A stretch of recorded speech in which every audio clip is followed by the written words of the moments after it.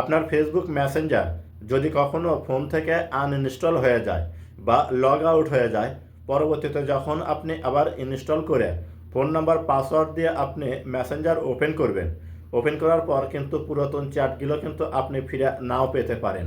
যদি আমার মতো আপনার এই রকম যে কোনো প্রোফাইল ওপেন করার পর যদি দেখেন রিস্টোর চ্যাট হিস্টোরি লেখা আসে, তাহলে কিন্তু আপনি চাইলে খুব সহজে আপনার পুরাতন চ্যাটগুলো কিন্তু আপনি রিকভারি করতে পারবেন।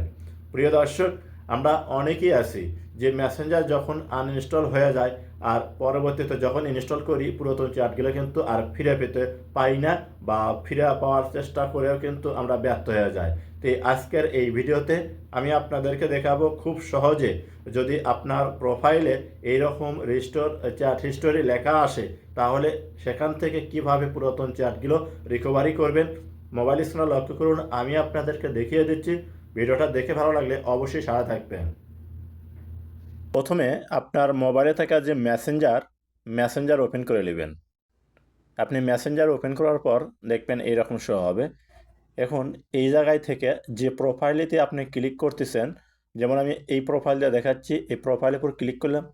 ক্লিক করার সাথে সাথেই দেখুন লেখা আসতেছে কি রিস্টোর চ্যাট হিস্টোরি, তার নিচে লেখা আছে কি এখানে রিস্টোর নাও।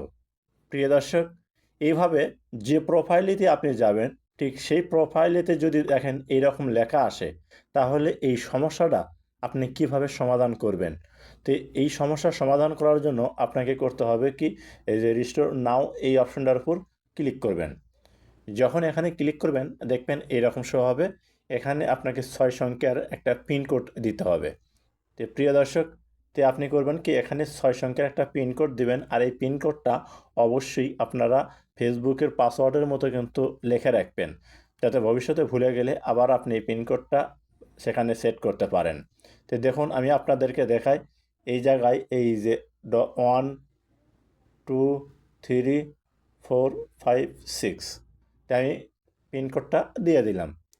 আপনারাও কি এইরকম করে পিনকোডটা দিবেন। দেখুন পিনকোড দেওয়ার সাথে সাথেই কিন্তু আমার এই সমস্যাটা আর নাই, অর্থাৎ আমার যে আগে চ্যাট হিস্টোরিগুলো ছিল সেই চ্যাট হিস্টোরিগুলো কিন্তু এখন শো করতেছে।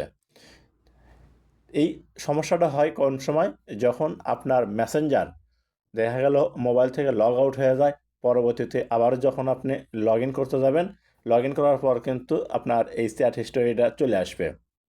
তো দেখুন শুধু এই প্রোফাইল না, আমি আবার এই প্রোফাইল গেলাম, এখানে কিন্তু আর নাই।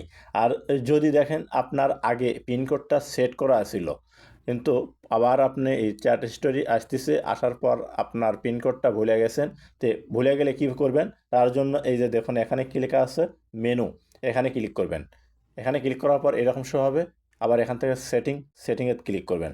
তারপরে এরকম শো হলে স্কিপ করে উপর দিকে নেবেন। নেওয়ার পর এখানে একটা অপশন পাবেন হচ্ছে প্রাইভেসি অ্যান্ড সেফটি, এখানে ক্লিক করবেন। এখানে ক্লিক করার পর দেখবেন এইরকম শো হবে। এখান থেকে ইন টু ইনক্রিপ্টেড চ্যাট এখানে ক্লিক করবেন। এখানে ক্লিক করার পর দেখবেন এইরকম শো হবে।